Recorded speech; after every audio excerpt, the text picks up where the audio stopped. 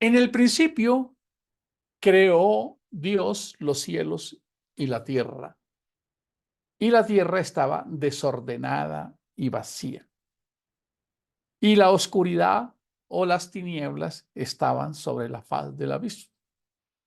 Y el Espíritu de Dios se movía sobre la faz de las aguas. La versión Biblia de Jerusalén dice, y un viento de Dios se movía sobre las aguas. Hay una gran diferencia en eso, ¿verdad? Y dijo Dios, sea la luz, y fue la luz. Y vio Dios que la luz era buena, y separó Dios la luz de las tinieblas. Y llamó Dios a la luz día, y a las tinieblas llamó noche. Y fue la tarde y la mañana un día. Por ahora vamos a dejar hasta ahí. Vamos a empezar. Ya estuvimos tratando un tema sobre conociendo a Dios. Ese material está grabado en 5 videos, como de 20 minutos cada uno, más un documento que tenemos que respalda eso, que hará parte de que podamos entender. Bueno, ya es una gran ambición. Cuando decimos tratar de entender a Dios, ya sabemos que es una gran ambición, pero lo vamos a entender de acuerdo a lo que Dios quería para que nosotros entendiéramos. Pablo lo dice muchas veces, o el mismo Dios lo dice. ¿En qué momento ustedes se les complicó aprender o leer? Claro, no es fácil para nosotros los que vivimos en Occidente, porque nosotros no somos judíos. A nosotros no nos enseñaron la Torá. A nosotros nos enseñaron temas bíblicos por pedacitos, por predicaciones, pero nosotros no tenemos esa estructura. No sabemos las profecías. No entendemos por qué los judíos no creen en el Jesús cristiano, porque hay un Jesús cristiano, que es una forma de llamarlo, y un Jesús histórico, porque ellos sí tienen claro cuáles eran los rasgos y qué hechos debían preceder al Mesías. Ellos tienen ciertas dudas sobre que Jesús haya sido el Mesías de ellos. ¿Qué respondemos nosotros en Occidente? Pobrecitos, es que a ellos no se les reveló. Esa es una buena forma de explicar algo, ¿verdad? Pero la escritura siempre es como una estructura que nos da las bases. Recordemos que cada uno de nosotros es una carta leída de Dios. ¿Dónde está Dios? Mira a una persona. Mira, sal al campo, mira las aves. No crean que estoy tomando las frases de cuando le preguntaron a Albert Einstein si creía en Dios y él dijo, creo en el Dios de Spinoza, ¿verdad? Busquen por internet qué significa el Dios de Spinoza, que tiene mucho de acertado. Pero cuando nosotros aprendemos, cuando yo veo a mi hijo, ese que pasa por acá, y lo veo pasar, yo digo, ¿cómo pudo Dios haberme dado la oportunidad de yo generar vida? Ahí va mi hijo. ¿Quién? Esa es la prueba de que Dios está en mí, que yo soy parte de. ¿Cómo puede un pinche, perdónenme la expresión, dar vida un ser humano a otro? Solo que a nosotros se nos acostumbró, y ese pelado come mucho, toca, gasta mucho, muy complicado y perdimos la capacidad de asombro, que tenemos una tecnología celestial dentro de nosotros que podemos generar vida, pero por andar pensando que hay que ser libres, el fanatismo, ustedes son muy fanáticos, entonces sexo libre, hijos por allá, hijos por acá, nudos de pobreza, caos, y como dice Pablo, de esos éramos muchos nosotros, empezando por este servidor. ¿Qué nos hace diferentes? Una elección nada más, una aspiración consciente de querer no ser así. Es lo único que nos diferencia. Yo ahora conscientemente, al leer esa palabra, empiezo a entender esa palabra y quiero ajustarme. Y cuando yo leo esa palabra y cuando yo la creo y la vivo, me vuelvo esa palabra. Y es cuando Pablo dice, hasta que Cristo sea formado en cada uno de nosotros. Y empezamos a entender que hay una alternativa de vida. No hay escala de pecados. Y aún los que aceptamos a Cristo, aún seguimos siendo pecadores. Pecadores desde el punto de vista en que no somos lo suficientemente expertos. Erramos al blanco. Fallamos en saber responder, en saber pensar, en saber sentir. Entonces tenemos a Dios manifestándose, porque el verso bíblico no es tan claro, hermano. Solo que no hemos tenido la oportunidad de razonar porque consideramos que cuando uno es parte de un ministerio, razonar es un pecado capital. Pero aquí hay cosas que no son tan fáciles de entender. Vamos a empezar. En el principio creó Dios los cielos y la tierra. No tiene una coherencia, porque en el tiempo de Dios no hay principio. Entonces tendríamos que redactarlo de otra manera. Para que haya un principio, entonces Dios hace un paréntesis en la eternidad para que exista el tiempo.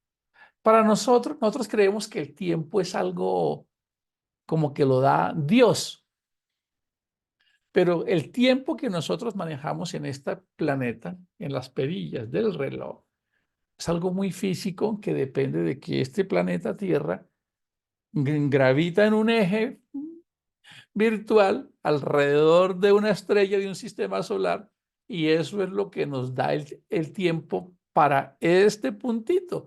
Ya nos salimos un poquitico de este sistema solar y el reloj se descuadra. Nada más cuando íbamos a pasar el milenio del año 2000, no sé si ustedes recuerdan que el mundo se trastornó, las computadoras, todo se enloqueció y ¿qué va a pasar? Los sistemas se van a caer porque íbamos a pasar al año 2000, ¿lo recuerdan? Si eso pasa nada más aquí en la maquinaria humana, pues sí, efectivamente, cuando nos salimos del planeta Tierra, imagínense que alguien está por allá, nada más aquí pasa, en Australia en este momento estamos tal vez 16 horas, en Europa estamos 6, nada más aquí lo vemos. Salgámonos de este planeta y vámonos a otro lado y se nos acabó la palabra tiempo. Dios es atemporal. Entonces dice, en el principio. ¿Qué es principio? Romper algo, iniciar algo. Siempre, esto me parece genial, hermanos, de verdad, siempre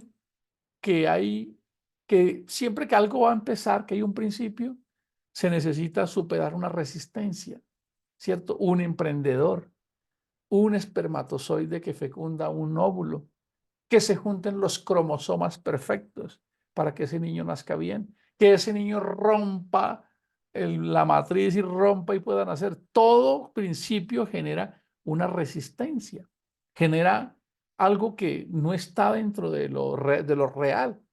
Y el lenguaje con el que leemos la escritura, pues nos deja unas limitaciones muy grandes, porque aquí lo que estamos leyendo es que en el principio creó Dios los cielos y la tierra. Eso nos da a entender que Dios estaba dentro del principio, pero Dios no tiene relación o la creación, la materia y el espacio no lo supedita a Él. Punto. Eso no lo entiendo. No sé cómo será eso allá. Cosas que ojo no ha visto ni oídos. Yo no sé cómo será la eternidad. No tengo ni idea. Por allá algunos han visto algo y han escrito que calles de oro, que mar de cristal, que voy a arreglarles un cuartico para que cuando yo vaya, ustedes también vayan. Pero todo eso son alegorizaciones, terminologías, para que yo pueda entender que hay un rey. Si decimos Dios es el rey de los cielos, cierren los ojos un momentico y verá que la mente les trae una luz larga por allá y una escalera y un señor que uno como que no lo puede ver, porque el cerebro necesita imágenes, imágenes para entender eso. Y entonces, ¿cómo es que está a la derecha del Padre? Porque Jesús está a la derecha del Padre. Entonces yo digo, ¿estará sentado en dónde? Y como dice que Dios está sentado en el círculo de la tierra, entonces nos imaginamos a un señor como el que pintó Miguel Ángel allá, a un ancianito así de barbas, y nosotros nos creamos todas esas figuras e imágenes, ¿verdad? Pero Dios va más allá. Pero miremos algo curioso acá. Entonces vamos a seguir. En el principio creó Dios los cielos y la tierra. Bueno, es un plural, los cielos. Salomón también lo menciona. Es verdad que tú habitarás en un templo hecho por mano de hombres, lo recuerdan cuando estaba dedicando el templo, cuando él dice, cuando los cielos, de los cielos, de los cielos, no te pueden contener. Y hay algunas versiones que hablan de un tercer cielo. Eso, pues, no lo vamos a poder entender. Algunos dicen que el cielo atmosférico, otros el cielo astral y tres el cielo de Dios, la dimensión de Dios, que no es material. ¿De acuerdo? Entonces, estamos viendo acá algo curioso, y es que dentro del proceso, cuando decimos que Dios dice, en el principio creó Dios los cielos y la tierra. Bueno, en alguna tipología bíblica el orden es cielos primero y después tierra. dando a entender que primero es lo espiritual, que primero está esa parte que también está puesta dentro de nosotros, ¿verdad? Que es la parte espiritual. Y por último, la tierra. ¿Cómo vivimos nosotros los seres humanos? Nosotros vivimos en esa misma naturaleza en alguna medida, una parte espiritual y una parte terrenal. ¿Qué dice el apóstol Pablo referente a eso? Que hay una lucha entre nosotros. Lo pueden leer en el capítulo 5 de Gálatas. Nos dice que las obras de la carne riñen contra las obras del espíritu, como si dijera, las obras de la tierra riñen contra las obras del cielo. Y como que la una le quiere ganar a la otra, y casi siempre en la lectura de este lenguaje humano, como que la tierra tiende a ganar. ¿Por qué? Porque queremos, este cuerpo quiere vivir acostado, quiere vivir con el tazón lleno de palomitas de maíz, el control remoto en la mano, este le gusta el hedonismo, como si hubiese quedado implícitamente desde la creación esa conquista, que es el primer desafío que tiene que enfrentar cada ser humano, es conquistarse a sí mismo, es trascenderse a sí mismo. Cuando ustedes van al verso 26, tengan en cuenta esto, les invito a leer el capítulo 1 del libro de Génesis. Ustedes se encuentran, si no estoy mal, si alguien me ayuda a salir un poquito de la precisión, 31 singulares. Dios dijo, Dios creó, Dios hizo. Pero en ese capítulo 1 hay 31 singulares y un plural, que está en el 26, cuando dice, hagamos al hombre, que es lo que dice Génesis 1:26. Entonces dijo Dios, ¿se dan cuenta? Luego dijo Dios, y dijo Dios, y vio Dios que era bueno.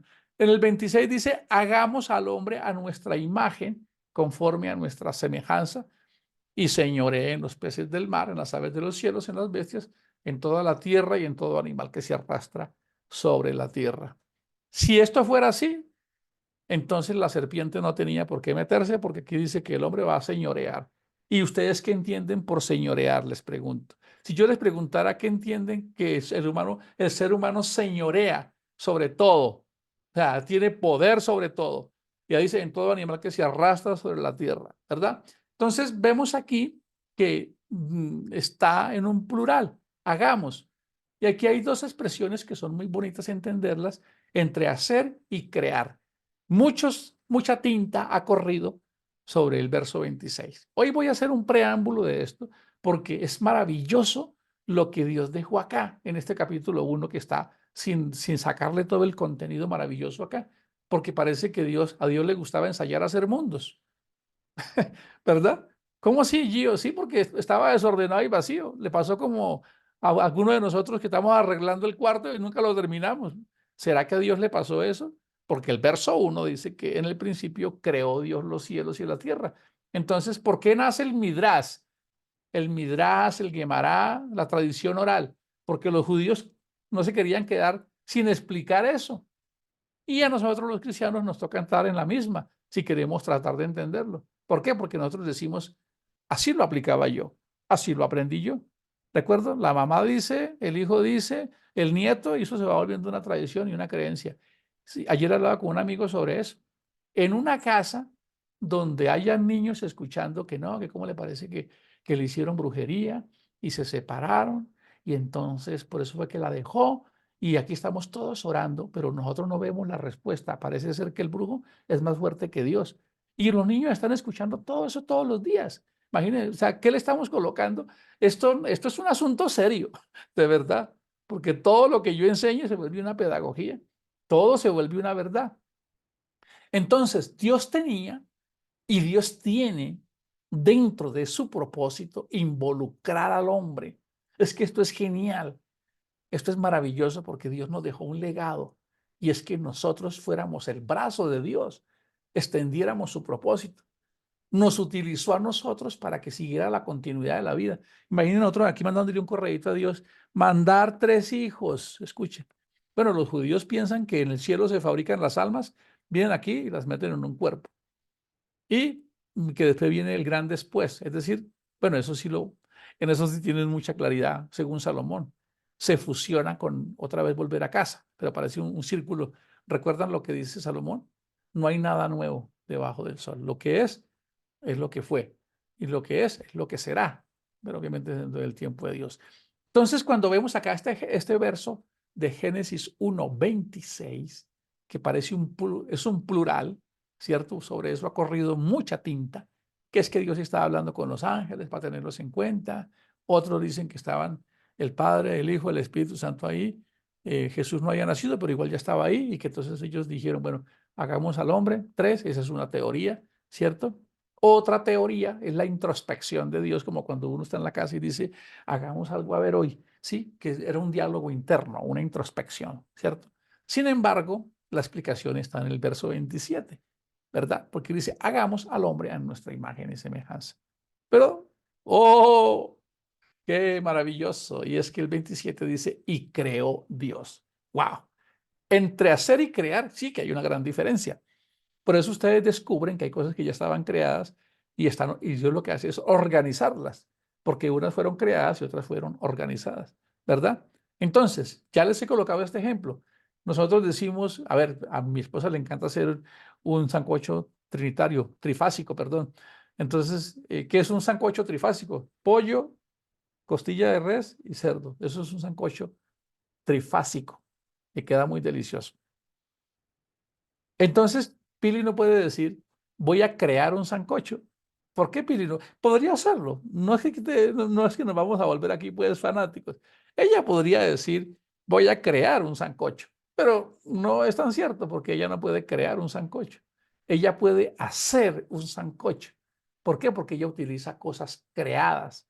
Ella utiliza la yuca, el plátano, la papa, los elementos de la carne. Eso está creado, creado en una continuidad en lo que es una ley de vida. Escuchen esto, hermanos. No crean que Gio promueve que no hay que orar ni tener fe. Es todo lo contrario. Es una oración constante y una fe constante.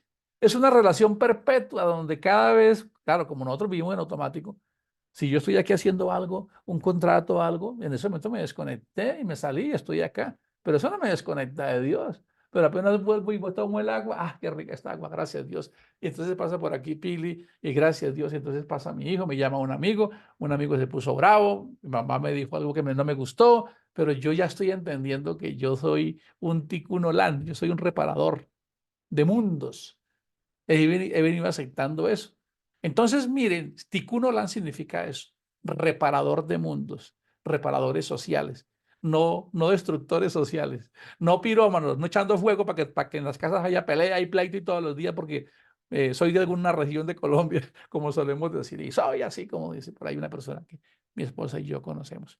Entonces dice de la siguiente manera, hagamos, tiene que ver con un propósito. Hagamos, porque en el verso 27 dice que Dios creó.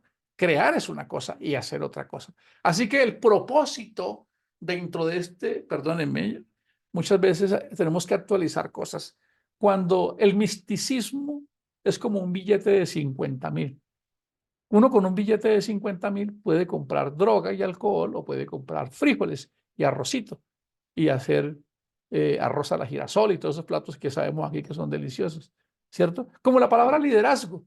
La palabra liderazgo, todo el mundo cree que ser líder es hacer cosas buenas. No, líder es alguien que se cree que es un depositario de una causa y una visión, se enamora de esa visión y tiene que tener algunos rasgos y características para lograrlo. Entre eso está Adolfo Hitler, en eso están todos los que ustedes conocen, solo que sus causas son las que determinan el carácter. Entonces, de la misma manera, este proceso tiene que ver con la neutralidad, en que yo soy el que le pongo el matiz para que algo sea que sea bueno o sea malo.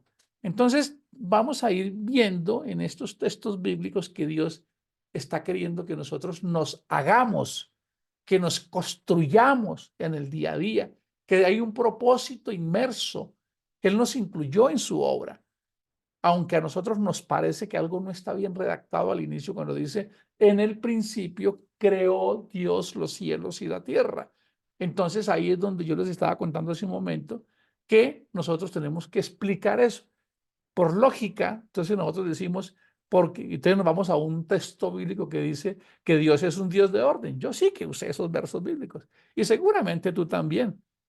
Y yo quiero decirles que lo que yo aprendí en los últimos 25 años, Yo creo que no me queda sino como el 10% de muchas de esas doctrinas. Pero eso no me preocupa porque cada día estamos, ¿qué? Como la aurora, entendiendo, entendiendo, entendiendo y entendiendo. Entonces, estos versos bíblicos que están acá, en el principio creó Dios los cielos y la tierra. Pues la expresión nos deja un vacío. Tendríamos que redactarlo de otra manera. Dios está en la eternidad y Dios decide abrir un paréntesis en la eternidad para introducir la palabra tiempo. Y cuando entra la palabra tiempo, entonces entra esto que se llama principio. Y en ese principio, Él crea los cielos y la tierra. ¿Cuáles? Es una pregunta que tenemos que hacer. El de este sistema solar, eso no nos queda claro. Hay muchas cosas que no son fáciles de explicar. Pero en el verso 2 todavía sí que nos encontramos con algo que era muy difícil y que en su momento ese servidor llegó a predicar y a creer que entre el verso 1 y 2, muchos de ustedes me escucharon predicar eso. Recordemos que en la comunidad Generación Cristo no nos da miedo excusar y corregir y actualizar algo. Yo fui de los que predicó que entre el versículo 1 y 2 de Génesis hubo un juicio divino que destruyó la tierra y hizo este caos. Yo prediqué eso.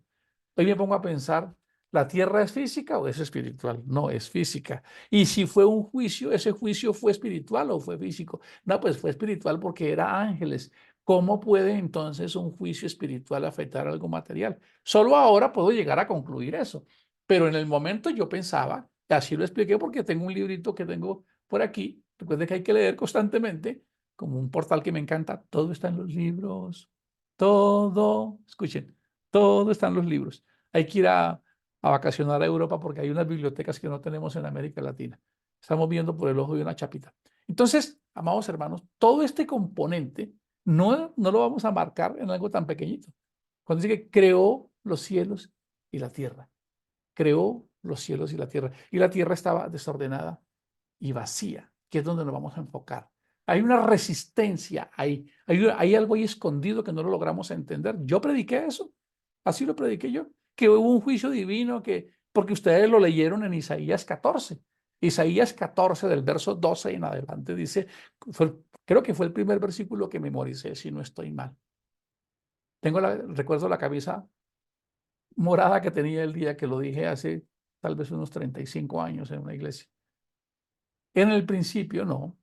Dice, ¿cómo caíste del cielo, oh lucero, hijo de la mañana?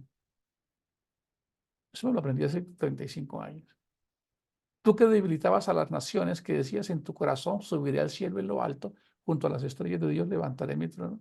Me sentaré junto al testimonio y seré semejante al Altísimo. Ahí hay una mezcla de cosas, pero si ustedes leen el capítulo, el inicio, hay que leer el contexto siempre. Ahí dice sarcasmo contra el rey de Babilonia. Nada más cambien a la versión traducción lenguaje actual y se van a encontrar que dice de la siguiente manera.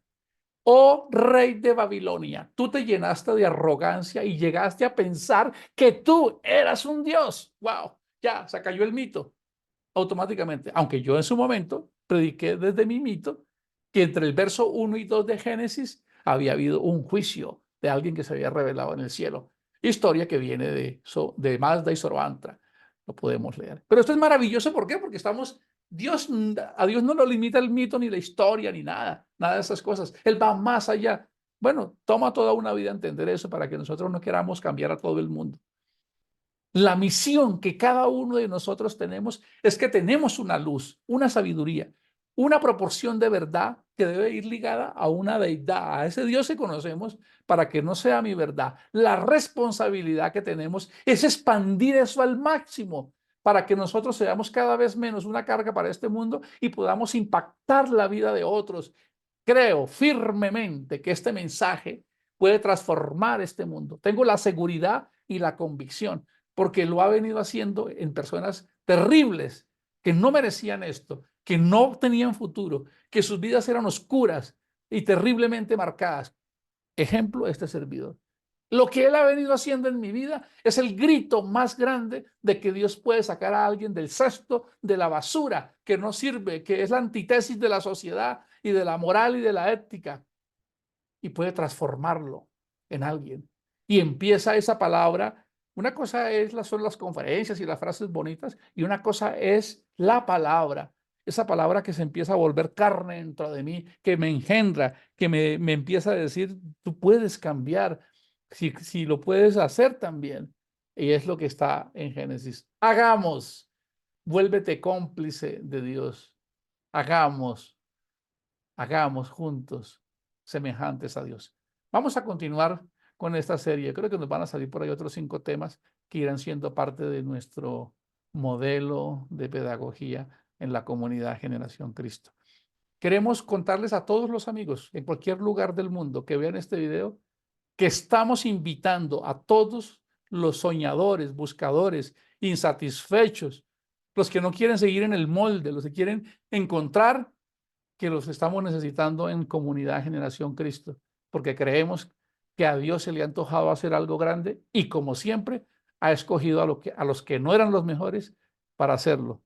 Bienvenidos a ser parte de la familia Generación Cristo. Nos vemos en el siguiente episodio.